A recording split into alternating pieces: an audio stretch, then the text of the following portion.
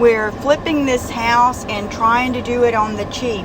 And if you've priced hardware for kitchen cabinet doors and drawers and pulls and all that, it's very expensive. So we're going to update these brassy looking old knobs and pulls. I don't want these to be brassy anymore. I want to change the look in here. And I'm gonna, instead of, this is a lot of hardware, instead of taking all this hardware off and replacing it, which would be expensive, or spray painting it black, I'm, having to take it off for that. I'm the Dixie Bell Gilding Wax in black, and I'm putting one coat on today. I don't know if I'll do one or two. And we're just trying to take, the cleaners cleaned these last night for us. We had a cleaning company come in. Because my shoulder is still messed up and I can't do everything that I want to do. So we're just trying to take the brassy look off and get it a little darker.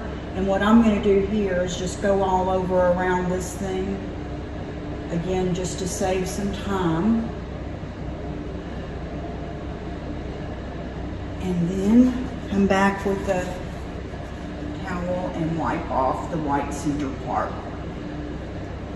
And if you can compare the two here to this one and this one, that definitely is darker and took the shine off, and I think it'll work. If it doesn't, I will put another coat on tomorrow and I'll show you that.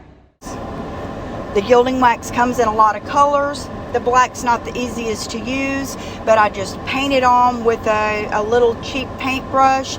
Let that one dry 24 hours, put on a second coat, then you can buff it or not buff it. If your hardware is new, scuff sand it a little bit. Make sure it's clean. Ours was recently clean and it's well worn. These knobs are 35 years old, so I was able to, after cleaning them, just paint it on, wait till the next day, paint on the other one.